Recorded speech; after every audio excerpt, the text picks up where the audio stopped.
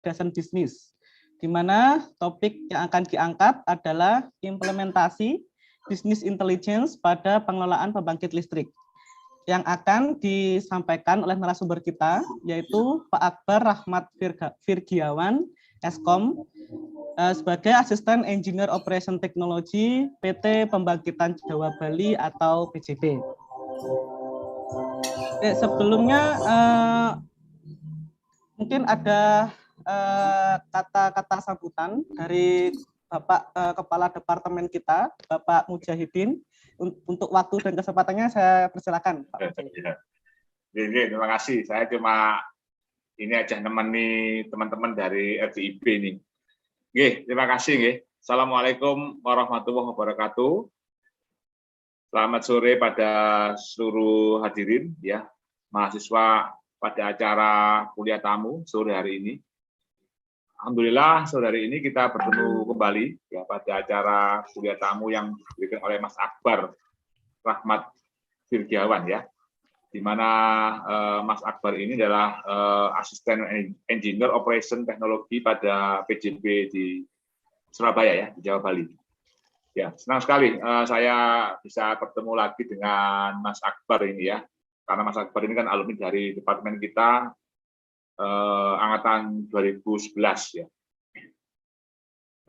Sekali lagi terima kasih pada Mas Akbar, ya. Jangan kapok-kapok nanti kalau diundang lagi. Semoga acara ini bisa bermanfaat, ya, bagi departemen kita, terutama pada teman-teman mahasiswa SI yang terkait dengan kecerdasan bisnis, ya, yang memang sekarang menjadi suatu mata kuliah yang dominan, ya, untuk bisa diimplementasikan di berbagai hal. Kemudian juga terima kasih pada Lab RDIB, ya, Pak Mananto, Pak Izat, dan juga pada teman-teman Tendik, Mas Rio dan Mas Ansor. Ya, saya harapkan nantinya kuliah tamu ini bisa kita lakukan terus-menerus, ya, kita mengundang dari banyak pakar dari luar, terutama dari alumni kita. Dan semoga nanti tahun 2022, ya, kita sudah kembali beraktivitas offline, sehingga kuliah tamu pun juga bisa dilakukan secara offline di kampus atau mungkin ya secara hybrid gitu, ya. Kalau misalkan pembicaranya nggak datang, ya mahasiswa yang datang ke kampus, ya, sehingga lebih ganyang gitu kuliahnya, ya. Jadi itu sambutan saya. Nantinya saya juga mohon maaf kalau ada yang kurang dari departemen kami pada Mas Akbar, ya, mohon dimaafkan. Semoga Mas Akbar dan keluarga di rumah tetap dalam kondisi sehat. Oke. Terima kasih sekali lagi pada Mas Akbar dan juga pada Pak Mananto dan Pak Izat. Monggo silakan lanjutkan acaranya. Terima kasih. Assalamualaikum warahmatullahi wabarakatuh. Waalaikumsalam warahmatullahi wabarakatuh. Terima kasih Pak Mujahidin atas sambutannya. Baik, sebelum kita mulai berkuliah tamu pada sore hari ini, saya akan menjelaskan atau mengenalkan narasumber kita pada sore hari ini. Sebentar. Baik, berikut adalah kurikulum vitae ataupun biodata dari narasumber yang akan mengisi kuliah tamu pada sore hari ini. Jadi narasumber kita adalah Pak Akbar Rahmat Virgiawan, Eskom, di mana beliau lahir di Surabaya tanggal 30 Agustus 1993. Pendidikannya adalah sarjana Sistem Informasi ITS, jadi di departemen kita tahun 2011 sampai 2015. Kemudian riwayat karir beliau dimulai dari magang di STK Migas tahun 2015, kemudian masuk ke PT Pembangkitan Jawa Bali atau PT PJB mulai tahun 2016 sampai 2017 menjadi asisten analis teknologi. Kemudian tahun 2017 sampai 2018 menjadi asisten engineer standard and design, dan 2018 sampai sekarang menjadi asisten engineer operation technology. Beliau juga menempuh pendidikan keahlian yaitu sertifikasi insinyur profesional atau IPP tahun 2021. Baik, mungkin tanpa menunggu lebih lama lagi, saya persilakan untuk Pak Akbar untuk memberikan materinya pada sore hari ini. Terima kasih. Silakan, Pak. Terima kasih Pak Izat untuk waktunya. Jadi saya mulai aja, ya.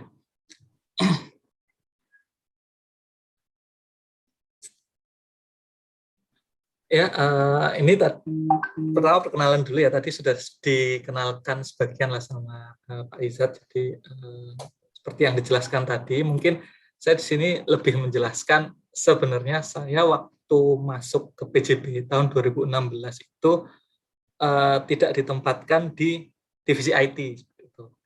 Jadi saya waktu diangkat di PJB itu tidak ditempatkan di divisi IT, tapi di divisi istilahnya teknologi pembangkit. Jadi di sana sebenarnya fokusnya adalah apa? Mengurusi teknologi-teknologi terkait pembangkitan. Kenapa seperti itu? Dulu sebenarnya tujuannya divisi IT ya itu ya menyebar teman-teman IT ke berbagai departemen biar bisa mempelajari proses bisnis di masing-masing departemen. Itu. Dan sayangnya saya malah apa ya tidak bisa kembali ke divisi IT, jadi tetap di situ. Itu. Nah, pertama-tama ini sih saya mau jelasin mungkin saya tanya dulu deh ke Pak Izzat. Ini nanti tanya jawabnya langsung waktu saya presentasi bisa tanya jawab atau di akhir aja? Baik, jadi untuk lebih memudahkan sepertinya materi terlebih dahulu, terus kemudian nanti terakhir kita buka sesi tanya jawab. Atau mungkin Pak Akbar lebih cenderung suka yang spontanitas tanya juga dipersilakan Pak jika memang. Kalau saya sih mending kayak diskusi sih Pak. Jadi Baik. bisa boleh langsung tanya aja. Baik, baik. Jadi misalkan nanti teman-teman peserta kuliah tamu ingin bertanya, silakan raise hand terlebih dahulu. Nanti akan dipanggil namanya, ataupun jika memang cuma satu yang raise hand, bisa langsung open mic. Gitu. Baik, silakan. Oke, terima kasih. Ya, pertama-tama saya ingin jelaskan, jadi di PJB atau di pembangkitan secara umum lah, itu data-data yang ada itu dibagi menjadi dua. Jadi istilahnya ada data pemeliharaan sama data operasi. Jadi data pemeliharaan itu istilahnya pelaporan-pelaporan tentang pemeliharaan, tentang kegagalan yang sudah terjadi, kemudian apa yang dilakukan, kemudian istilahnya penjadwalan untuk perbaikannya seperti apa. Nah, itu yang dimaksud data pemeliharaan. Data pemeliharaan ini itu tersimpan dalam satu database, yaitu kalau di PJB ya itu namanya ada EAM lah, Enterprise Asset Management. Nah, itu kurang lebih kalau di waktu dulu ya pelajaran waktu di sistem informasi itu kayak ERP lah, istilahnya seperti itu. Jadi semuanya ada di dalam situ. Itu untuk data pemeliharaan. Jadi di data pemeliharaan itu mudah diakses karena sudah bentuk database. Seperti itu. Nah, satu lagi ada data operasi. Data operasi ini adalah data dari sensor-sensor yang ada di peralatan pembangkit. Gitu. Misalkan di PLTU Python, misalkan yang punya PJB itu tiap-tiap peralatannya itu punya banyak sensor untuk istilahnya apa ya? Istilahnya untuk mengetahui gitu loh secara real time bagaimana kondisi peralatan tersebut. Cuman data-data sensor itu cuman ada di istilahnya ada di DCS lah, Distributed Control System. Kalau di pembangkit itu ada itu. Dan itu belum dalam bentuk database, cuman dalam istilahnya data-data kontrol instrumen lah, seperti itu. Nah, waktu pertama kali saya masuk itu istilahnya ya bisnis intelligence yang dibuat aplikasi tentang itu banyak istilahnya memanfaatkan data-data pemeliharaan. Jadi dari data pemeliharaan terus diolah jadinya seperti apa, misalkan menginginkan informasi tentang kesehatan peralatan berdasarkan data pemeliharaan masa lalu itu seperti apa. Kemudian dari data pemeliharaan itu istilahnya diurutkan mana istilahnya peralatan-peralatan yang lebih banyak gagal atau yang paling sedikit gagal seperti apa. Tuh. Nah, ini contoh aplikasinya ya. Jadi yang pertama ini, yang sebelah kiri ya itu ada PKU, istilahnya peta kesehatan unit. Jadi data-data pemeliharaan yang ada itu dimanfaatkan istilahnya untuk mengetahui bagaimana kondisi unit atau peralatan tersebut, istilahnya pembangkit lah. Jadi memanfaatkan itu, istilahnya untuk equipment ini apa saja, kemungkinan kesehatannya seperti apa berdasarkan data pemeliharaan itu. Kemudian yang sebelah kanan ini itu istilahnya ada MPI lah, Priority Index, Machine Priority Index. Jadi istilahnya diurutkan mana peralatan yang lebih banyak gagalnya dalam 1 tahun, itu mana yang pokoknya diurutkan dari yang paling banyak gagal sampai yang paling sedikit, seperti itu. Nah, kemudian saat 2016-2017 kalau nggak salah itu istilahnya teknologi semakin maju lah. Jadi kegiatan ekonomi dunia itu semua berdasarkan teknologi lah. Ada smart manufaktur, di luar negeri itu sudah banyak yang istilahnya menggunakan digital lah. Industri 4.0 sudah istilahnya sudah mulai masuk seperti itu. Nah, ini jadi contohnya juga fase-fase mulai industri 1.0, 2.0, 3.0 sampai 4.0 itu semakin cepat gitu, untuk apa ya, revolusinya seperti itu. Nah, setelah ada industri 4.0 itu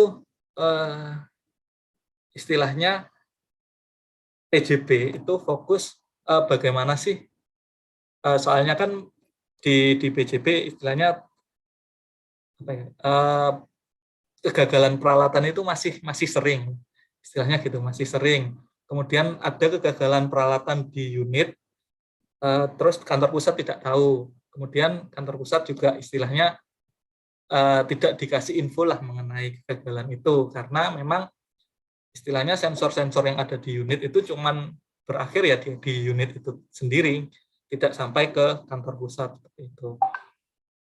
Jadi dengan adanya industri 4.0 itu mulailah istilahnya konvergensi IT/OT. Jadi data-data yang ada di kontrol instrumen tadi itu kita sebut sebagai operation teknologi lah ya. Data-data OT itu bagaimana caranya istilahnya diambil untuk diolah menjadi data-data IT yang bisa nanti digunakan business intelligence agar tujuan dari kita untuk istilahnya tujuan dari kita untuk menghindarkan dari kegagalan itu tercapai. Nah, ini contoh istilahnya kenapa sih kita butuh digitalisasi lah. Industri 4.0 itu di pembangkit. Jadi kita pengennya itu semua OM transformasi itu resource-nya terintegrasi. Kemudian regenerasinya lebih mudah karena pengetahuan semua sudah ada di aplikasi itu atau di database itu. Juga lebih gampang lebih gampang untuk mengontrol unit kita yang sudah banyak, maksudnya unit-unit yang dikelola PJB ya dari Sabang sampai Merauke kan banyak, di pulau-pulau juga banyak. Kemudian memudahkan untuk kita membuat decision. Kemudian avoid business interruption, ini ya kegagalan itu tadi. Kemudian predict future, knowledge capturing, lean, agile, and speed. Kemudian real time dan interaktif, itu tujuannya. Nah, untuk yang sebelah kiri ini itu PJB istilahnya membuat suatu gagasan lah, mulai dari platformnya seperti apa, yaitu platformnya semua data IT/OT itu jadi satu. Kemudian membuat istilahnya cyber solution lah, soalnya semua data pembangkit kan ada di situ semua. Kemudian di atasnya ada asset performance analytic. Ini di mana istilahnya kita yang PJB inginkan itu kita bisa mengetahui bagaimana kesehatan peralatannya, kemudian analisa terkait availability, reliability, kemudian resiko aset, kemudian optimasi untuk pemeliharaannya. Kemudian di atasnya lagi ada operasi. Jadi setelah peralatan kita handal, istilahnya handal, tidak ada kerusakan, baru kita istilahnya memikirkan bagaimana caranya pembangkit itu beroperasi secara efisien, biar istilahnya bahan bakar yang digunakan itu semakin murah lah, kayak gitu. Kemudian di tingkat atas ya bisnis optimasi lah, kayak market intelligence dan sebagainya itu. Kemudian setelah adanya digitalisasi itu, akhirnya PJB istilahnya membuat suatu gagasan, yaitu namanya sistem optimasi keandalan efisiensi terintegrasi. Jadi pengennya kita menerapkan prinsip prescriptive analytics untuk meningkatkan keandalan dan ketersediaan, mendukung keputusan yang cepat dan tepat untuk meningkatkan efisiensi operasional dan pembangkit, memberikan peningkatan fungsi yang telah diimplementasikan.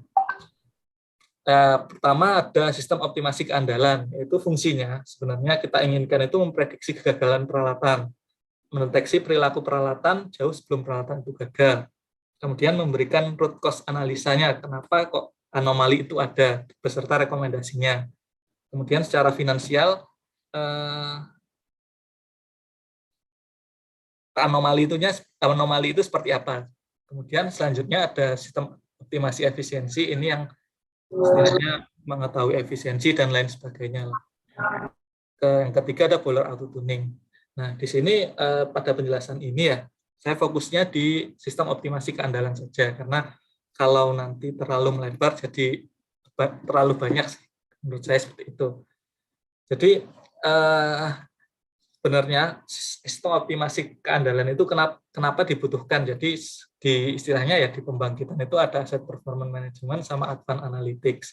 Nah, kita ingin menggabungkan keduanya itu. Jadi APM itu sebuah pendekatan pengelolaan aset secara optimal untuk meningkatkan efektivitas dan ketersediaan aset yang bertujuan meningkatkan keandalan dan efisiensi dan meminimalkan risiko dan biaya operasional. Sedangkan untuk advanced analytics itu menggunakan data-data historian yang tersedia dalam jumlah besar, termasuk data real time yang diolah untuk membaca kondisi peralatan, menggunakan pola historikal untuk memprediksi kejadian ke depan hingga memberikan rekomendasi tindak lanjut. Nah, ini kelanjutannya yaitu PHM lah. Jadi dengan menggabungkan APM dan advanced analytics itu didapatkan PHM, prognosa health management. Nah, itu langkah-langkah yang diambil itu pertama observasi ya, jadi kita akuisisi data. Nah, akuisisi data ini dari data-data operation teknologi tadi yang sudah tersimpan di historiannya, istilahnya kalau di sistem kontrol instrumen lah ya, itu akuisisi datanya itu ada di historian. Sedangkan kalau di IT biasanya kan di database. Nah, ini kita ambil datanya di data acquisition, kemudian data processing ini istilahnya kayak filtering data, mana data-data yang sampah istilahnya gitu, yang tidak bisa dianalisa, kayak misalkan nih data-data waktu mesin pembangkitnya mati, nah itu biasanya kita filter, kita buang, soalnya kan tidak menentukan apa-apa lah. Kemudian detection anomali ini pembuatan modelnya lah. Kemudian analisis ini membandingkan antara model yang sudah kita buat, model anomali itu, dibandingkan dengan data-data real time. Data-data real time yang masuk, itu dibandingkan dengan model yang sudah kita punya. Apakah istilahnya datanya itu sama atau enggak, kalau berbeda berapa. Nah, kita buat istilahnya rule lah. Kita buat rule, itu kalau perbedaannya segini atau lebih dari segini, itu nanti akan dikeluarkan istilahnya notifikasi. Seperti itu untuk diagnostik dan prognosisnya. Kemudian yang terakhir action, yaitu decision. Setelah dapat anomali itu istilahnya dikasih rekomendasi seperti itu. Nah, ini tujuannya lah ya. Jadi di pembangkitan itu ada istilahnya 4 fase lah ya untuk mengetahui kegagalan peralatan. Yang merah itu ya memang sudah gagal peralatannya atau kegagalan fungsi.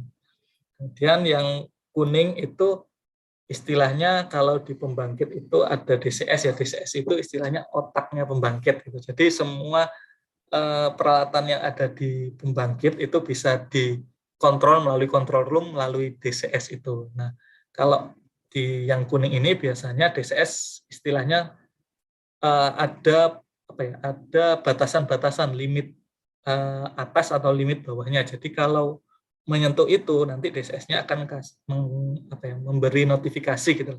Kalau memang ada beberapa misalkan variabel atau penunjukan data yang memang lebih dari batasannya itu. Kemudian untuk yang hijau ini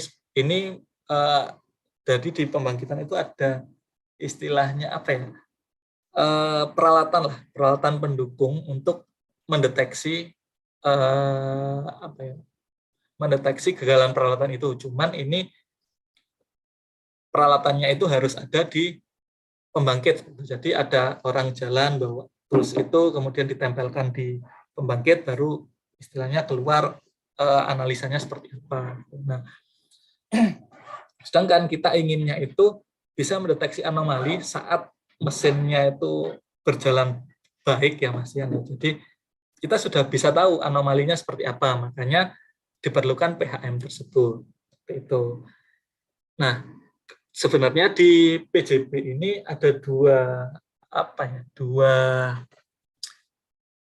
sistem lah, dua SOK sebenarnya. Ya kan awalnya itu kita istilahnya coba-coba lah ya. Maksudnya waktu tahun 2017 itu PJB mengadakan istilahnya PJB Connect lah ya. Itu untuk mengumpulkan semua vendor, semua stakeholder kita, apakah istilahnya apa sih teknologi baru yang ada di pembangkitan itu. Nah, kita buka istilahnya kayak seminar gitu, akhirnya banyak yang masuk. Disitulah ada satu teknologi lah dari luar yang memang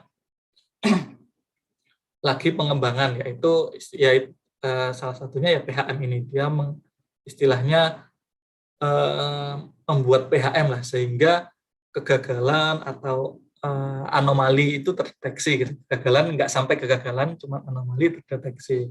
Itu. Nah, dari 2017 itu saya ditugaskan untuk istilahnya mempelajari konsep PHM itu seperti apa. Kemudian setelah dipelajari ya mungkin tidak terlalu dalam lah ya saya memahaminya itu. Karena kan istilahnya konsep PHM ini gabungan dari berbagai macam jurusan, kayak ada istilahnya statistik, kemudian ada teknik mesinnya itu, dan IT-nya. Nah, di situ saya mempelajari, akhirnya kita coba-coba waktu itu. Kita coba di mesin di pembangkit Python. Itu dengan konsep yang sama lah. Jadi awal dibuatnya itu istilahnya sistem optimasi keandalan tadi dengan konsep regresi. Ya, kalau belajar statistik ada istilahnya konsep regresi. Nah, di konsep regresi ini itu untuk tujuannya itu untuk mencari tahu data yang mirip dengan kondisi sekarang di data masa lalu itu seperti apa. Karena ini SPM kan, SPM itu similarity based modeling, itu turunan dari regresi lah. Nah, gitu. Jadi untuk yang konsep pertama ini itu sama seperti penjelasan tadi. Jadi kita ambil data historical ya, operasional data historical, jadi yang ada di historian tadi, yang ada di unit. Kemudian kita tarik datanya selama 3 tahun ke belakang. Kemudian kita lakukan filtering data. Jadi data-data yang sampah, data-data yang memang tidak bisa digunakan. Nah, filtering data ini dilakukan gabungan antara teman-teman IT lah, teman-teman IT sama engineer mesinnya seperti itu. Jadi engineer mesin kan yang lebih tahu gitu. Oh, kalau data segini itu sebenarnya datanya data sampah atau data yang tidak bisa dipakai seperti itu. Nah, dari situ kita bisa mendapatkan istilahnya data-data estimasi. Maksudnya itu data yang nanti kita pakai untuk membandingkan dengan data operasional. Nah, real time data operasional itu dimulai dari sini. Jadi yang permasalahan tadi, yang data-data yang ada di DCS lah ya, yang data-data OT atau yang belum menjadi database lah ya. Masih di situ juga tahun 2017, 16, 17 lah. Itu lagi berkembang juga namanya OPC DA, OPC Data Acquisition. Nah, itu istilahnya bisa mentransformasikan data-data yang ada di DCS itu menjadi data-data IT itu. Jadi di situ kita pakai istilahnya dulu saya pakai VB kalau nggak salah ya, bahasa VB yang ada library untuk OPC itu, OPC DA. Jadi bisa menarik secara otomatis ke data-data real time itu. Kemudian dari data-data real time itu sudah dipakai, kemudian kita bandingkan dengan data estimasi yang sudah kita dapat di proses sebelumnya. Nah, caranya bagaimana ya? Caranya dengan menggunakan konsep regresi tadi, yaitu SPM dan VPM lah. SPM VPM itu masih saudara lah, istilahnya sama-sama pengembangan dari regresi. Jadi dia istilahnya menggunakan apa ya, matriks lah, matriks untuk mencari di mana kondisi yang hampir istilahnya di data estimasi tadi, di mana yang kondisinya hampir sama dengan kondisi saat ini atau yang data real time ini ada seperti itu. Nah, kemudian setelah kita dapatkan dua data itu dibandingkan, ini kan istilahnya satu titik ya. Misalkan data yang kita ambil itu per 5 menit. Nah, data per 5 menit ini diambil satu titik, istilahnya dicari di data estimasi ini satu titik juga, yang hampir sama yang mana, kemudian dibandingkan seperti itu. Itu istilahnya beda apa ya? Intervalnya 5 menit lah. Jadi 5 menit, 5 menit, 5 menit kita bandingkan. Jadi dibandingkan aktual sama estimasi datanya itu ada perbedaan atau enggak. Seperti itu. Kemudian kalau ada distortion, ini perbedaan, itu dimasukkan ke analisa. Istilahnya kita buat dari engineer pembangkit lah, itu dibuat suatu istilahnya diagnostic rule lah ya. Nah, itu istilahnya kalau sensor ini istilahnya perbedaan antara data aktual sama data estimasinya itu lebih dari segini, maka akan dikeluarkan notifikasi. Atau harus memenuhi 2 sensor atau 3 sensor yang melebihi atau berbeda lebih dari segini. Nah, seperti itu. Nah, itu baru hasilnya akan dikeluarkan. Kemungkinan kegagalannya adalah tipe kegagalan, misalkan kerusakan di bagian motor. Nah, seperti itu. Itu nanti keluarnya seperti itu. Kemudian selanjutnya itu setelah ini berjalan ya, itu di pelajaran istilahnya apa, statistika ini itu berkembang istilahnya yang advance, yang deep analytics, yaitu menggunakan neural network. Makanya di tahun 2019 itu 2019-2020 lah, kita coba lagi mengembangkan yang dengan neural network, yaitu autoencoder. Jadi konsepnya hampir sama dengan yang SPM VPM, cuman kalau di sini itu lebih ke data driven. Kalau yang SPM ini regresi masih istilahnya masih perlu diarahkan lah untuk diagnosanya, untuk membandingkan atau mencari dari data aktual ke estimasi itu masih istilahnya masih lebih diajarin lah gitu. Kalau untuk yang autoencoder ini karena sudah berkembang sebegitu jauhnya dalam beberapa tahun ini ya, itu kita pakai coba autoencoder itu istilahnya jadi data driven, istilahnya ya kita cuman kasih dia datanya seperti ini, kemudian kita istilahnya data yang sudah difilter lah ya, data yang sudah difilter sudah istilahnya kita pakaiin, kita masukin ke istilahnya konsep ini, itu dia sudah bisa belajar sendiri tuh. Nah, waktu itu juga ini dua ini sih itu dikembangkan dengan bahasa Python lah. Soalnya statistik yang seperti ini kan banyak kan library-nya ada di Python lah, Jupyter dan lain sebagainya itu. Setelah kita dapat lah, hampir sama sih ini. Setelah proses sebelum dan sesudah SVM dan autoencoder ini sebenarnya hampir sama, cuman yang beda adalah yang di dalam penjelasan yang di dalamnya. Sebenarnya yang SVM VPM tadi istilahnya kayak menggunakan matriks lah ya. Cuman kalau autoencoder ini pakai neural network yang banyak node-node-nya, kemudian istilahnya dia mengembangkan node-nya, kemudian mengecilkan lagi, seperti itulah. Nah, setelah itu didapatkan sama lah, anomali seperti apa, kemudian dari anomali itu kemungkinan kegagalannya apa, kemudian maintenance-nya seperti apa. Seperti itu. Nah, ini contoh ini ya, contoh hasil dari SOK tadi ya. Jadi ini diambil per 5 menit. Jadi kalau ada istilahnya ada suatu yang memang berbeda dari aktual dan estimasinya. Untuk yang di atas ini yang kita pakai SPM tadi. Jadi kalau yang di atas ini, kalau ada perbedaan, itu akan keluar titik-titik merah itu yang di atas.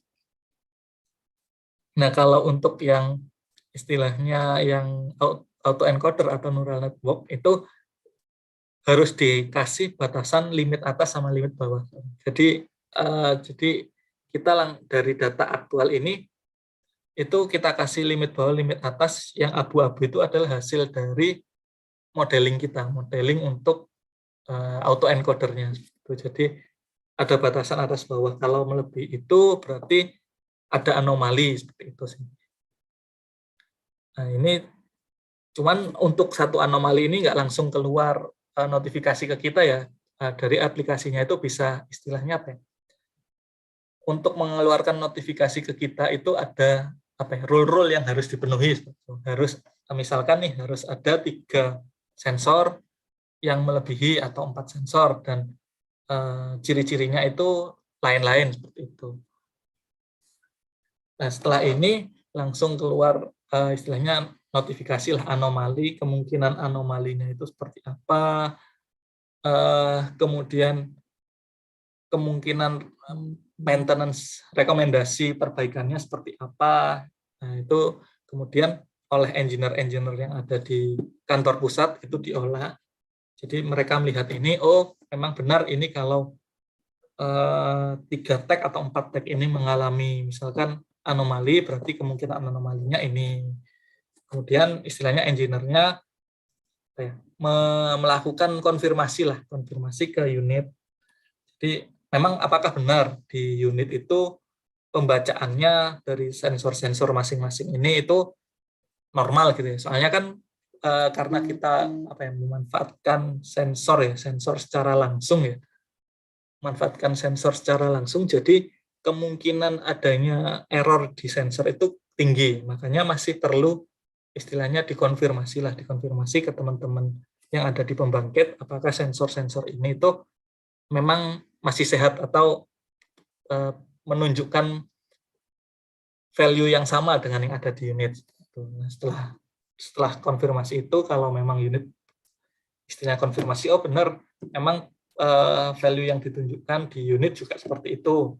Nah, akhirnya istilahnya engineer kita membuat suatu kasus lah, tiket lah, semacam tiket ke unit untuk melakukan perbaikan sesuai rekomendasi yang sudah dikeluarkan. Entah mengganti apanya, entah istilahnya menyesuaikan di bagian apanya, seperti itulah. Ya, intinya seperti itu. Nah, kemudian dari teman-teman unit nanti akan istilahnya menerima rekomendasi itu, dan kalau mereka memang melakukan tindakan, nanti akan dihubungkan lagi ke EAM tadi. Jadi ini memang tidak bisa dipisahkan lah antara, karena semua data pemeliharaan kan ada di EAM, ERP lah, semacam ERP itu. Jadi semuanya ya memang nanti bermuaranya ke EAM itu untuk data-data pemeliharaan. Nah, untuk data-data operasi itu dari yang sebelumnya memang tidak, istilahnya apa ya, tidak bisa di dianalisa lah. Itu akhirnya dengan kemajuan teknologi ya memang dari beberapa tahun belakangan ini kan memang istilahnya banyak perkembangan teknologi yang memang semakin memudahkan lah. Seperti itu sih. Ini contohnya ya. Mungkin penjelasannya sampai situ sih kalau untuk ini SOK, sistem optimasi keandalannya, ini yang memanfaatkan istilahnya kecerdasan buatan lah dari data-data operasi yang ada di pembangkit. Seperti itu. Mungkin seperti itu sih Pak Izzat. Ada pertanyaan dari teman-teman atau seperti apa? Terima kasih. Baik, terima kasih Pak Akbar. Wah, ini luar biasa ya. Sangat banyak informasi yang kita dapat dari PT PJB ini. Pokoknya selain suatu pembangkitan listrik, tapi juga ada divisi ya, yang di mana itu bisa memprediksi gitu. Kira-kira alat mana yang atau sensor mana ya kira-kira yang sudah waktunya untuk diperbaiki atau mempunyai anomali ya. Anomali. Jadi kalau misalkan suatu alat mempunyai anomali tertentu, pasti ini perlu ada suatu tindakan ya tentunya. Betul. Tindakan sebelum itu jadi kerusakan gitu. Sebelum ada kerusakan pasti ada simptom atau gejala istilahnya gitu ya. Gejala sesuatu yang berbeda dari biasanya. Begitu ya. Baik, luar biasa sekali di materinya nih. Mungkin teman-teman yang lain ada pertanyaan, silakan, dipersilakan. Bisa raise hand dulu mungkin ya. Nanti saya panggil namanya satu persatu. Silakan, teman-teman.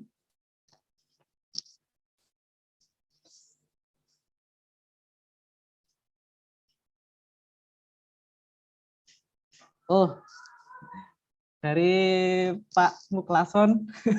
Silakan Pak Muklason jika ingin bertanya. Baik, terima kasih Pak Izzat. Oke, terima kasih Mas Akbar atas presentasinya, sangat menarik. Kita jadi tahu bagaimana praktis penggunaan data science ya, kita bisa menyebutnya data science untuk case study di PJB. Oke, saya tanya teknis ya. Kalau boleh tahu di PJB itu ini dihandle oleh departemen IT atau departemen engineering ya, Mas Akbar? Ya, jadi awalnya untuk inisiasi itu dulu memang dari kebutuhan divisi engineering. Dan di situ kebetulan kan memang diberi satu teman IT lah waktu itu ya, yaitu saya ya, di bidang engineering. Jadi karena kepala divisi engineering waktu itu, ya udah nggak apa-apa dipelajari dulu aja. Jadi akhirnya yang inisiasi memang teman-teman engineering. Cuman setelah berjalannya waktu, akhirnya ya istilahnya kombinasi lah. Oke, I see. Oke, terus kemudian untuk development from scratch ya, Mas Akbar ya. Saya tidak pakai misalkan pakai AWS yang tinggal pakai atau benar-benar from scratch. Iya, jadi from scratch ya. Jadi kan untuk tampilan aplikasinya kan seperti biasa ya, pakai JavaScript atau PHP gitu. Nah, untuk pembuatan modelnya memang kita pakai Python itu from scratch. Jadi Python pakai istilahnya Jupyter lah ya yang sekarang lagi inilah. Ya. Jadi di situ kan banyak library-nya. Oke, very good. Oke, pertanyaan terakhir. Oke, ini saya bertanya atas nama Prodi ya. Oke, kalau ada alumni harus nanya nih, Mas Akbar. Kemarin lulus tahun berapa Mas Akbar? Tahun 2011. Lulusan 2015. lulus tahun 2015. Oke, cukup lama, tapi kayaknya kurikulumnya nggak begitu berbeda, Kak. Nah, menurut Mas Akbar nih, dari kurikulum yang sampai dapatkan ketika kuliah, itu membantu nggak Mas Akbar dalam posisi sekarang? Yang pertama, terus yang kedua, melihat kebutuhan di kerja seperti yang Mas Akbar rasakan saat ini, ada masukan nggak? Kira-kira kurikulum atau materi penting apa yang harus dimiliki oleh anak-anak nih? Kalau mau supaya apa namanya kurikulumnya konten atau bisa mata kuliah atau kompetensi apa ya? Nggak harus hard skill tapi soft skill yang menurut Mas Akbar itu penting banget sebagai bekal Mas Akbar kerja di bidang ini. Oke, itu aja. Jadi kalau menurut saya ya, untuk mata kuliah yang waktu dulu saya pernah dapat ya itu membantu sekali. Soalnya kan dulu juga saya ngambil labnya itu tentang data lah, tentang data ya Di lab istilahnya apa dulu Mas Akbar? DSS ya. Oh, Sekarang masih udah ganti SPK atau ya? Oke, ya sekarang SPK namanya RDIB. ya. Nah di situ Oke. kan sangat berkaitan lah dengan kerjaan yang sekarang, dan istilahnya kalau di PJB ya, itu kan karena memang apa ya istilahnya kita itu juga didorong oleh pemerintah, untuk pemerintah kan juga istilahnya mau mengimplementasikan digital industri 4.0 lah dari Digital pemerintah. transformation. Nah, betul. Itu mana saja di bidang pembangkitan yang bisa di industri 4.0 kan. Jadi dan industri 4.0 itu kan kebanyakan tentang data science sebenarnya. Nah, itu memang yang paling kerasa, memang yang paling penting sekarang sih tentang data science itu, data analytics, data science, mulai dari pengolahan data awalnya, filtering, sampai ke statistiknya. Statistiknya harus kuat ya. Iya, soalnya kalau cuman ini agak susah juga. Tinggal pakai library, Mas Iya, Akbar. Kenapa tapi statistik jadi penting? menentukan metode mana yang cocok dengan data ini, itu sih. Oke, so meskipun tinggal pakai library, tapi Ya harus tahu. solid foundation konsepnya juga Betul. penting ya. Oke, untuk menentukan. Oke, berikut. Oke, kalau soft skill, Mas Akbar? Kalau soft skill menurut saya sih apa ya? Jangan ini sih, jangan istilahnya jangan pernah nggak mau buat belajar sesuatu yang baru. Oke, terus mau Memang, belajar ya. ya, kan memang saya dulu di IT ya. Terus dipindahkan apa ya? Diangkatnya itu bukan di IT. Itu awalnya saya juga ngerasa kerjaan saya di sini ngapain, terus apa IT saya nanti nggak kepake dan lain sebagainya gitu. Tapi ya dulu karena dorongan dari atasan sih, dia kan ngomong, bicaralah ke saya, kalau memang istilahnya dia itu juga apa ya, belajar terus lah istilahnya, dia S1, S2, S3-nya itu semua berbeda jurusan itu. Jadi saya disuruhnya juga nggak apa-apa belajar yang baru aja. Kayak awalnya kan saya disuruh belajar tentang teknik fisika lah, kontrol instrumen itu.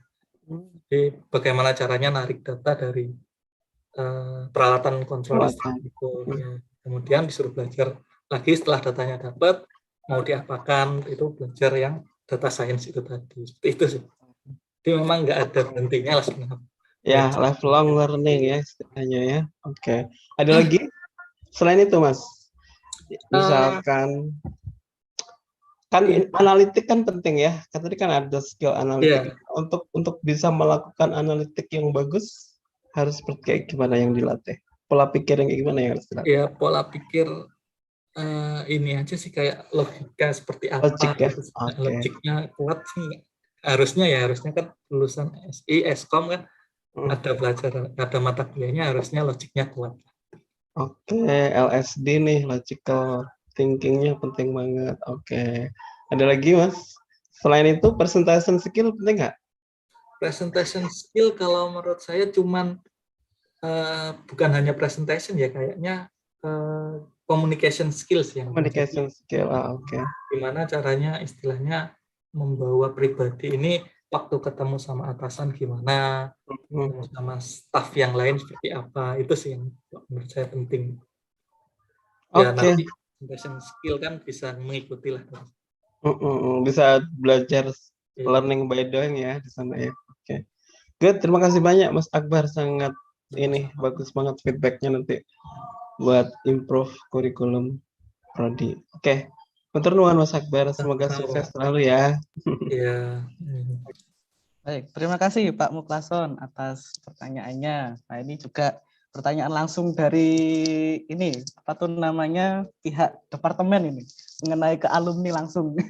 Bagaimana kira-kira kurikulum yang kemarin Pak Akbar rasakan waktu jadi mahasiswa, terus jadi ke dunia industri itu apa? Kira-kira perbedaannya. Terus apa mungkin masukan ya yang bisa dimasukkan, yang bisa diberikan oleh alumni yang sudah apa istilahnya bekerja di industri itu terhadap keberlangsungan dari kurikulum yang ada di dalam jurusan kita. Baik, mungkin selanjutnya ada yang present tadi sepertinya. Oke, silakan, ini ada Hendry. Silakan Hendry. Ya, terima kasih atas kesempatannya. Perkenalkan, saya Hendry dari 2019. Ya, terima kasih Mas Akbar tadi untuk pengenalan dari PJB, itu luar biasa menurut saya. Nah, itu Mas, jadi kalau apa kayak tools BI di sana itu memang kira-kira itu membuat sendiri atau istilahnya ya menggunakan apa ya vendor atau platformnya sudah ada ya Mas. Terus apakah apa ini masih apa ya kayak relevan nggak sih misal kita menggunakan tools analisis seperti Tableau atau Talent dan lain-lain gitu Mas. Terima kasih.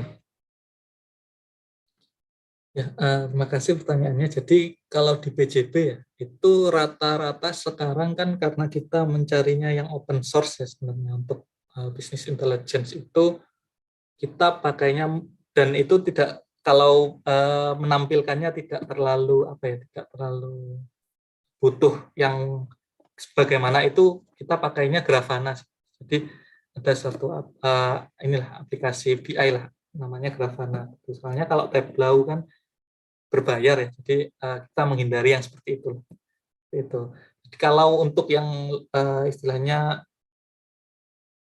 butuh bisnis intelligence-nya yang lebih ini ya kita buat sendiri, atau misalkan kalau load kita sudah istilahnya full ya, kan ada load masing-masing departemen itu udah full, misalkan IT sama kitanya udah full ya, biasanya kita ke pihak ketiga, tergantung full atau enggak load-nya sih untuk pihak ketiganya ya.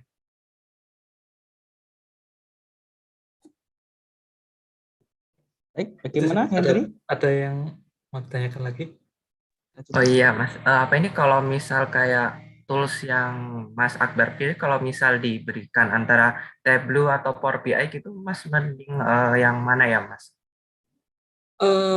Soalnya selama ini saya nggak pernah pakai keduanya ya. Cuman dulu waktu kuliah itu pernah mempelajari Tableau. Cuman waktu itu akhirnya lebih memilih ke R language kalau nggak salah. Dulu kan memang dari dulu memang lebih suka yang open source ya. Jadi lebih inilah, lebih apa, kalau ada banyak forumnya lah istilahnya gitu, kalau ada pertanyaan atau apa. Jadi kalau disuruh milih saya kurang tahu ya kedua itu ya. Maksudnya lebih enak yang mana gitu. Cuman kalau saya sih lebih milih kalau bisa yang open source ya. Soalnya kan di mana? Di industri ini kan juga, di industri ya, kalau terjun ke industri belum tentu juga atasan atau industri tersebut itu mau mengeluarkan buat Tableau atau gitu-gitu sih. Jadi lebih mending dicari yang open source. Kalau memang nanti open source ini keterbatasannya apa, bisa disampaikan lah. Misalkan open source ini keterbatasannya ini, cuman sudah bisa menampilkan seperti ini, gitu-gitu sih. Oh iya, oke, boleh satu lagi ya Mas, nggak apa-apa ya. Oke, nah jadi ini kan Mas kayak sebenarnya dari kami kan juga ada beberapa yang juga mengambil mata kuliah implementasi perangkat lunak. Nah itu sebenarnya kalau nggak salah itu beberapa korporasi itu sebenarnya lebih menghindari ke penggunaan software open source gitu loh. Karena apa ini di situ kan istilahnya memang didukung komunitas, tapi kan kayak update dan itunya kan apa ya, terlalu berbahaya mungkin kalau untuk sekelas corporate besar seperti itu. Sehingga mungkin ada beberapa perusahaan itu lebih memilih menggunakan software yang emang license gitu. Nah, apa di PJB itu emang lebih di encourage buat menggunakan yang open source atau gimana, Mas? Ya tadi sih tergantung penggunaannya nanti, Mas. Misalkan kalau penggunaannya itu untuk sesuatu decision making ya. Decision making itu pasti kita kalau nggak berbayar ya kita buat sendiri biasanya. Dibangun sendiri. Jadi istilahnya datanya kita juga tetap ada di sini. Jadi untuk yang open source tadi itu kayak misalkan kita cuman ingin menampilkan istilahnya menampilkan apa ya tentang pembacaan sensor-sensor yang ada di unit. Nah itu kan maksudnya nggak perlu sesuatu yang wah ya, cuman kita pengen memonitor sensor ini berapa sih sekarang, kemudian apakah sudah lebih dari limitnya. Nah itu biasanya lebih memilih ke open source sih, soalnya kembali ke gunaannya aja sih. Jadi tujuannya apakah untuk sampai decision making atau cuman istilahnya ya monitoring aja, nanti untuk istilahnya untuk melaporkan atau istilahnya waktu kita monitoring ada diagnosanya ya mungkin diagnosanya pakai aplikasi lain itu sih. Oke Mas, terima kasih sudah menjawab banget. Baik, terima kasih Hendri atas pertanyaannya. Baik, tadi ada yang present lagi sepertinya. Bayu Azra, silakan Bayu Azra. Tes. Ya, terima kasih Pak Izat untuk kesempatannya. Terima kasih juga Mas Akbar untuk materinya yang udah menarik banget dan juga pasti bermanfaat kayak buat kita sore ini. Nah, saya pengen nanya lebih ke arah auto encodernya sih Mas. Saya penasaran aja soalnya kan seperti yang kita ketahui untuk membuat sebuah mode yang reliable itu dan apalagi skalanya yang cukup besar itu kan butuh rumit ya Mas, sangat rumit.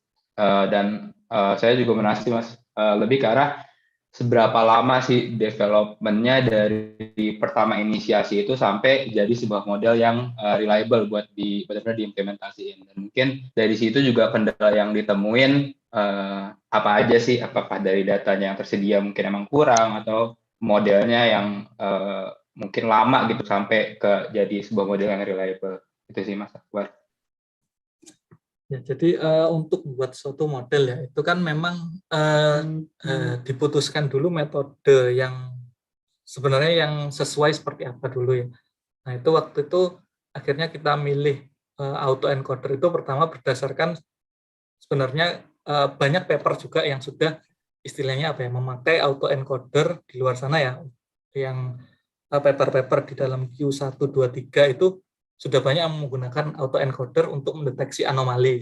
Nah, dengan dasar itu akhirnya kita mulai coba apakah memang benar yang dikatakan di paper-paper itu kalau memang autoencoder ini lebih bagus dari metode yang lain. Setelah itu kita sebenarnya sama Mas. Jadi kita ambil data historinya. Nah, data history itu memang yang dibutuhkan biasanya kan lebih dari 2 tahun ke atas lah. Cuman kan karena biasanya apalagi yang untuk istilahnya pembangkit kita yang di luar Jawa ya itu kan sedikit bermasalah lah terkait data-data histori yang data-data sensor itu. Jadi kita cuman ngambilnya biasanya setahun seperti itu. Jadi yang agak susah kalau datanya kurang itu waktu pembuatan model. Memang harus istilahnya apa ya dicoba berkali-kali lah ya. Jadi kita coba dengan yang istilahnya yang awal dulu seperti apa. Oh kalau memang istilahnya data training sama data testing kita itu jauh beda, kita perbaiki lagi. Biasanya ditambahkan entah proses iterasinya, kalau neural network kan ada tuh itu proses iterasinya seperti apa, apakah itu ditambah ataukah dikurangi ataukah menambahkan node seperti itu sih. Jadi kita memang coba sih juga. Jadi kalau untuk awal dulu ya untuk membuat model autoencoder itu sekitar 6 bulan, 7 bulan itu. Jadi memang trial and error dari data training sama data testing itu. Itu sih Mas. Oke. Makasih banget Mas Akbar. Berarti cukup lama ya Mas, 6 bulan itu. Memang kan yang kompleks paling ya.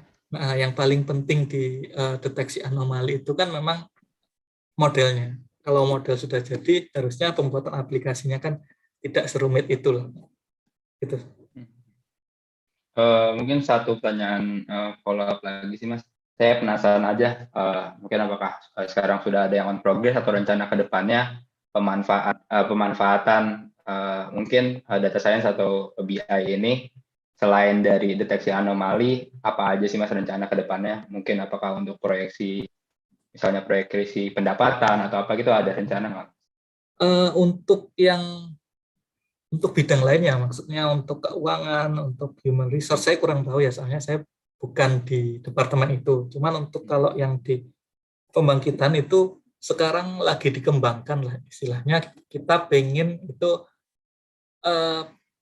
kalau di pembangkit kan ada istilahnya pembakaran batu baranya lah, gitu ya. Nah, kita pengen itu pembakaran batu bara ini yang selama ini diatur sama istilahnya operator yang ada di unit ya. Istilahnya menaikkan kebutuhan udara, menaikkan kebutuhan batu bara itu by operator. Nah, itu kita pengennya itu sudah yang lakukan mesin seperti itu. Jadi sudah auto semua gitu. Jadi dengan kondisi sekarang itu butuh udaranya berapa, butuh batu baranya berapa, itu biar yang mikir mesin, biar pembakarannya optimal seperti itu. Itu sih yang lagi pengembangan, cuman belum selesai. Oke, mata pertama kedengarannya juga lebih kompleks ya, karena mungkin resikonya lebih besar ya. Betul. Oke, mungkin dari saya itu dulu sih Mas. Makasih banyak Mas Akbar jawabannya. Oke, terima kasih Bayu atas pertanyaannya. Mungkin yang lain? Apakah ada pertanyaan?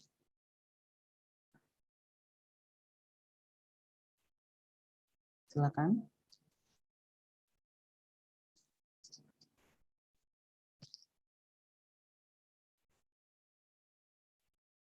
Oke, mungkin sambil menunggu pertanyaan yang lain, mungkin saya juga ingin bertanya untuk Pak Akbar. Mungkin ini sedikit saya penasaran saya aja sih.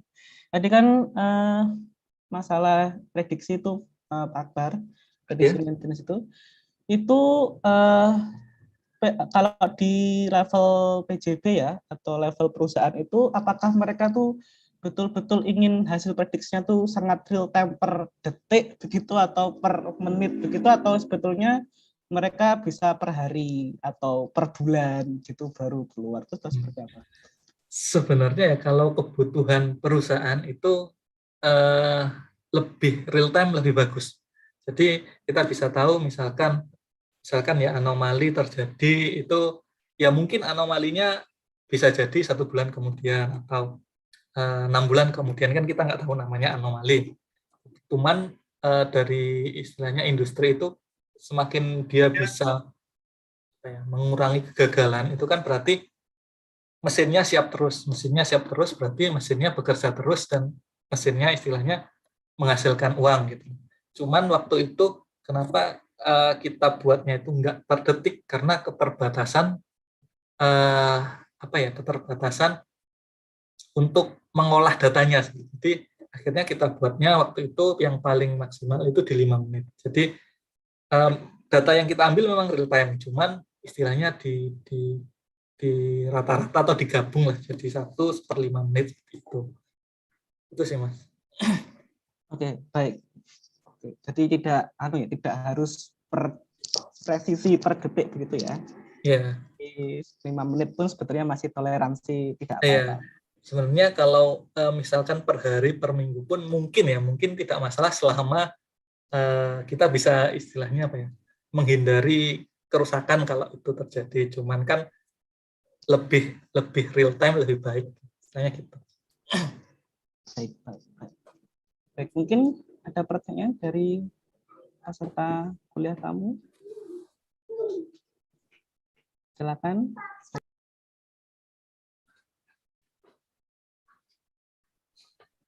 Oh, ini ada pertanyaan dari Pak Faisal. Silakan Pak Faisal. Oke. Terima kasih Pak Akbar. Materinya sangat luar biasa. Kami menunggu-nunggu materi implementasi business intelligence yang nyata di industri, dan memang sulit sekali mendapatkan materi tersebut gitu ya. Jadi alhamdulillah Pak Akbar untuk implementasi kecerdasan bisnis di business intelligence di salah satu studi kasus, yaitu di pemeliharaan pembangkit listrik, luar biasa, bagus sekali. Nah ini Pak, terkait kalau saya mungkin pertanyaan terkait business intelligence gitu ya. Jadi sistem yang sudah ada, yang sudah Pak Akbar jelaskan tadi, itu kan rasanya untuk operasional Pak ya. Jadi sebuah sistem yang sudah berjalan, misalnya ada sesuatu permasalahan dari sistem pembangkit, keluar dari zona normalnya, kemudian di situ ada warning gitu ya, istilahnya seperti itu. Lalu kemudian muncul atau keluarlah tiket untuk WO perbaikan. Nah, untuk apakah proses tersebut itu level sampai ke level yang manajemen Pak, atau mungkin yang lebih di atasnya lagi. Nah, itu apakah monitoring tersebut terkait misalnya contoh aja berapa jumlah WO yang dihasilkan per waktu. Data-data seperti itu apakah sampai ke level manajemen yang lebih atas, Pak? Demikian pertanyaan saya. Jadi memang untuk operasionalnya itu maksimal sampai manajer, Pak. Jadi istilahnya tiketing itu diarahkannya ke manajer. Jadi nanti manajer yang istilahnya membagi gitu. Maksudnya tiket ini ditugaskan ke siapa, tiket ini ditugaskan ke siapa. Nah, dalam aplikasi itu juga itu istilahnya kita juga ada istilahnya kan kita tahu di peralatan mana yang terjadi anomali, kemudian peralatan mana aja yang terjadi anomali. Nah, itu kita ada istilahnya dashboard-nya. Jadi kita membuat suatu dashboard, jadi berdasarkan anomali-anomali tersebut, itu kesehatan peralatan yang sekarang ada itu seperti apa. Itu yang sampai ke istilahnya kepala bidang atau direksi itu dashboard itu. Bukan yang istilahnya anomali deteksi ini ya, cuman istilahnya dashboard yang memvisualisasikan keadaan atau kesehatan peralatan saat ini tergantung dari anomali yang terjadi itu. Ya, berarti memang ada proses seperti itu dan ada dashboard dan sistem dan termasuk visualisasinya untuk seluruh level di dalam perusahaan tersebut gitu Pak ya? Iya. Oke. Kemudian terus tadi di data yang dipakai untuk proses tadi itu data historian Pak ya? Data historian. Nah, data historian itu data operasi. Apakah ada input lain Pak selain itu untuk menyelesaikan proses ini? Selain data historian. Jadi untuk anomaly detection yaitu semuanya memang tergantung pada data operasi, data historian. Cuman untuk istilahnya membuat misalkan analisa terkait anomali itu, terus rekomendasinya seperti apa. Nah itu memang dikombinkan dengan data-data pemeliharaan, data-data yang ada di EAM tadi. Jadi dengan digabungkannya data itu kan kita tahu misalkan dulu di data pemeliharaannya pernah terjadi kerusakan A. Nah, itu rekomendasi yang dilakukan 1, 2, 3. Nah, itu yang memang data-data yang dipakai untuk mendukung deteksi anomali tadi. Itu sih, Pak. Jadi, dan juga setelah rekomendasi itu dilakukan kan dimasukkan lagi ke dalam data-data IAM, data-data pemeliharaan yang itu nanti diolah lagi. Itu sih. Jadi memang tidak bisa dipisahkan lah ya, istilahnya memang untuk anomali full dari data history, maksudnya mendeteksi anomalinya, tapi untuk setelah melakukan diagnosanya atau melakukan analisisnya, memberi rekomendasinya itu sudah digabung dengan data-data dari EAM. Itu. Oh ya Pak, baik. Oke, paham. Jadi memang sistem itu tidak hanya mengandalkan satu sumber data saja sebenarnya ya. Iya. Jadi dari historian tadi didapatkan model kemudian dapat anomali, rekomendasi dan lain sebagainya, itu harus ambil data lain gitu ya terkait pemeliharaan tadi. Oke, baik. Sumber data berarti lebih dari satu sumber data. Kemudian ini Pak, kalau saya lihat itu di proses pemeliharaan gitu ya, itu memakai model yang sedemikian rupa tadi Pak. Kalau sekarang kan untuk deteksi, prediksi itu kan ada banyak sekali metode black box yang ada. Ya, jadi tidak hanya misalnya tadi menggunakan batas atas, batas bawah, kemudian kalau misalnya dia di luar itu maka anomali. Ya itu memang anomali detection. Tapi untuk prediksi lebih jauhnya kan ada banyak metode, banyak sekali metode yang bisa dipakai. Nah sampai saat ini Pak, kalau tadi sudah pakai Python dan lain sebagainya kan library juga banyak. Selain metode itu apakah ada Pak? Misalnya machine learning, deep learning seperti itu apakah dipakai juga? Jadi sebenarnya kita sudah membuat ya, istilahnya kita membuat mungkin penamaannya salah lah ya. Kita juga sudah pernah membuat istilahnya failure prediction. Failure prediction itu kan yang ada di pembangkit itu ada limitnya ya. Limit atas kalau sudah mencapai itu istilahnya alarm, unitnya akan alarm dan istilahnya harus dimatikan itu. Nah, itu kita juga sudah membuat istilahnya apa ya, prediksi sensor yang ada alarmnya selama 8 jam ke depan. Nah, itu memakai kalau nggak salah LSTM, long short term memories. Nah, seperti itu. Cuman karena apa ya, waktu itu kegunaannya masih nggak sesuai ya, maksudnya banyak yang prediksinya istilahnya itu masih apa ya, masih miss lah istilahnya gitu. Jadi sampai sekarang masih dikembangkan sih, dan juga masih istilahnya apa ya, masih dibandingkan gimana kalau failure prediction itu kita pakai data-data yang failure. Maksudnya kalau namanya prediksi kegagalan kan berarti data-data yang diinput ke situ adalah data-data kegagalan seperti itu. Nah, itu yang masih ini sih, masih dalam progres. Nggak tahu nanti pengembangannya seperti apa. Kalau di pembangkit itu sih. Oke, berarti progressing Pak ya untuk itu. Yeah. Oke, baik. Untuk itu saya cukup Pak. Terus terkait ini Pak, kalau saya mungkin menambahi Pak Mukason tadi. Saya juga baru tahu kalau Pak Akbar ini di PJBS. Berarti sementara ini dari lulusan SI di PJBS hanya Pak Akbar aja atau ada yang lain Pak? Kalau di PJB ya, kalau di PJB, maaf PJB. Di PJB itu ada manajer dari SI juga kalau 2001, Budini. Oh begitu. Iya, tahu saya 2 itu ya. Cuman coba nanti saya tanya lagi. Oke. Waktu saya masuk itu Budini lah namanya. Budini itu bilang, oh kita satu jurusan bar gitu, 2001 kan. Oke. Baik, ada 2 ya. Iya. Tapi bukan IT ya? Kalau Budini itu malah dari diangkat sampai sekarang itu mengurusin IT. Lulusan IT, Oke.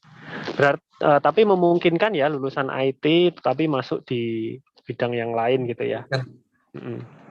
Sama Pak, sekarang saya juga belajar sistem-sistem pembangkit. Jadi memang benar kalau kita terus belajar itu betul sekali ya, lifelong learning. Kita harus bisa untuk terus belajar seperti itu. Ya, maksud saya harapannya adalah lulusan SI kita itu terbuka untuk bekerja juga di PJB gitu Pak. Jadi mungkin minta motivasinya buat adik-adik mahasiswa kita yang sebentar lagi mau lulus gitu ya, atau nanti 1-2 tahun lagi yang mau lulus, bahwa di PJB itu juga terbuka lowongan ya untuk mahasiswa sistem informasi. Gitu saja dari saya. Pak Izzat, saya kembalikan. Baik, terima kasih Pak Faisal atas pertanyaannya. Baik, jadi betul ya untuk Pak Akbar. Jadi semoga ini jadikan motivasi juga untuk adik-adiknya. Jadi untuk bekerja setelah lulus itu rupanya banyak sekali yang bisa dicoba ya, termasuk PJB ini juga bisa sangat menerima ya lulusan-lulusan dari SI. Buktinya ada Pak Akbar dan juga satu lagi alumni dari departemen kita yang masuk ke dalam PJB gitu. Dan mungkin untuk lebih jauhnya bisa berkontak dengan Pak Akbar mungkin ya, kalau misalkan mau tanya-tanya lebih jauh mengenai PJB, misalkan ada adik-adik mahasiswa ini yang mau bertanya, itu mungkin bisa kontak ke Pak Akbar. Ya. Jadi mungkin ada pertanyaan yang lain dari peserta kuliah tamu.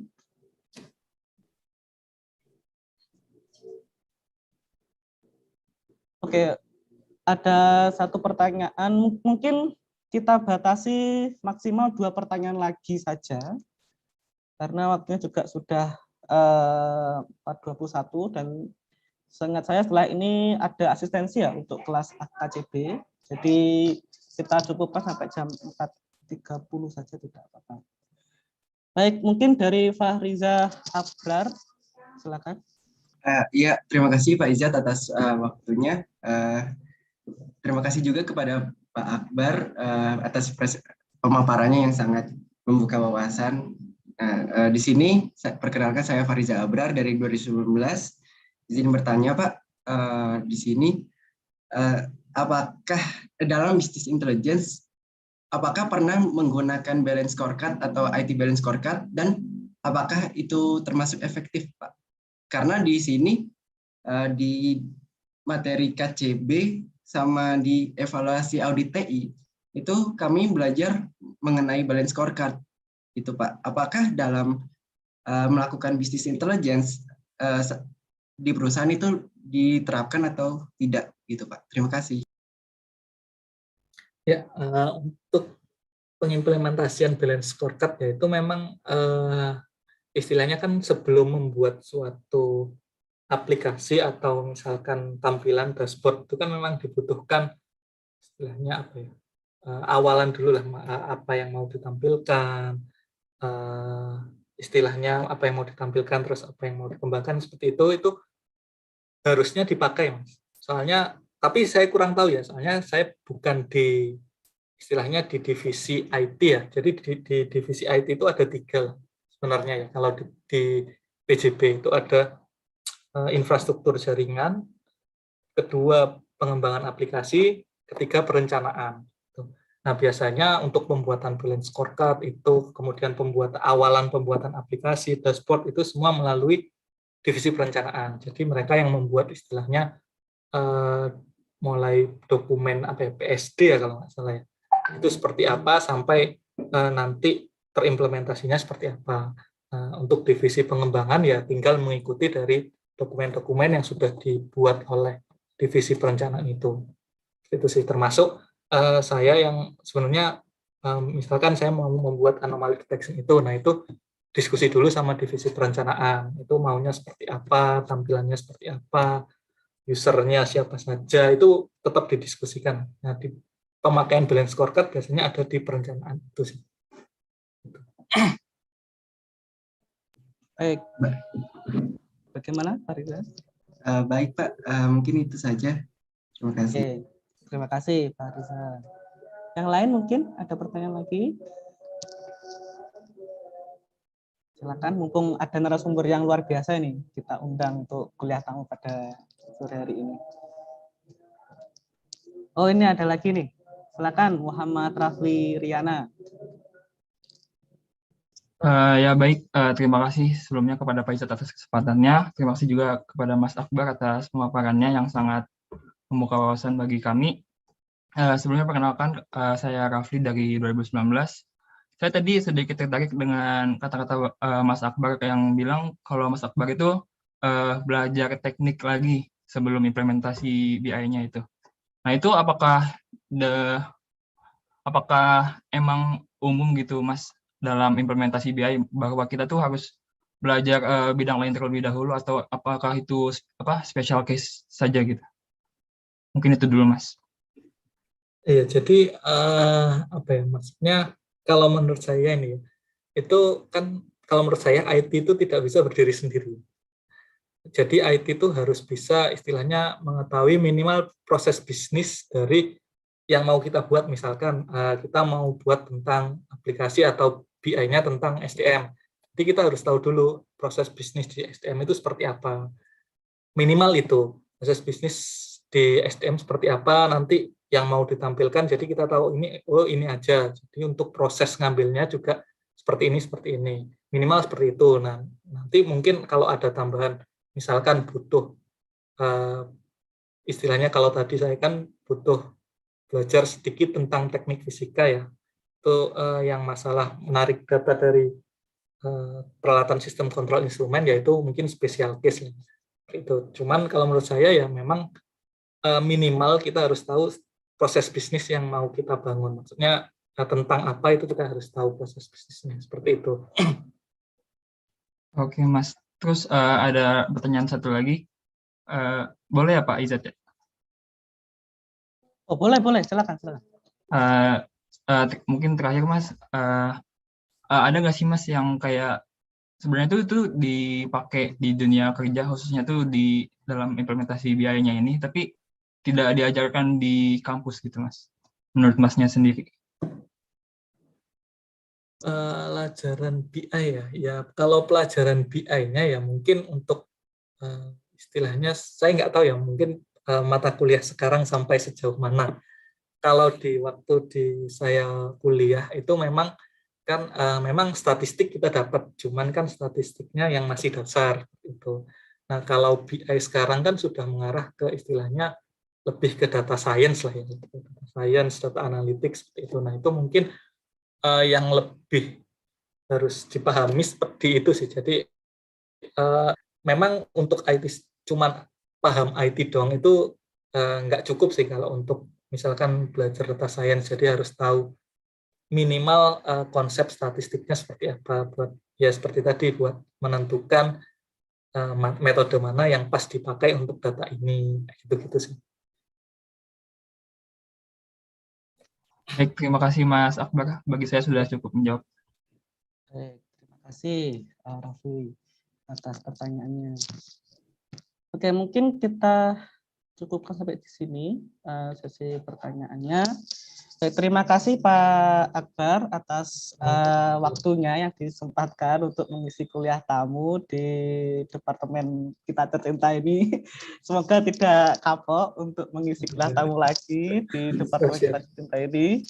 Dan untuk memberikan rasa terima kasih kami karena Pak Akbar sudah bersedia memberikan kuliah tamu di departemen kita ini, kami akan memberikan sebuah sertifikat kepada Pak Akbar karena telah bersedia menjadi pembicara ya dalam guest lecture kita pada sore hari ini. Terima kasih. Terima kasih Pak Izzat. Terima kasih Akbar ya. Kapan-kapan ke kampus Mas. Siap-siap Pak. Iya, mudah-mudahan cepat bisa berkembang lagi ya. Baik. Mungkin cukup sekian kuliah tamu kita pada sore hari ini. Saya sebagai moderator mengucapkan terima kasih atas partisipasinya dan juga minta maaf jika ada kesalahan baik dari perkataan saya maupun perbuatan saya. Sekian saya akhiri kuliah tamu kita pada sore hari ini. Wassalamualaikum warahmatullahi wabarakatuh. Selamat sore. Waalaikumsalam. Monggo semuanya. Terima kasih Mas Akbar. Izin ya. Terima kasih. Azad, monggo. Baik, terima kasih.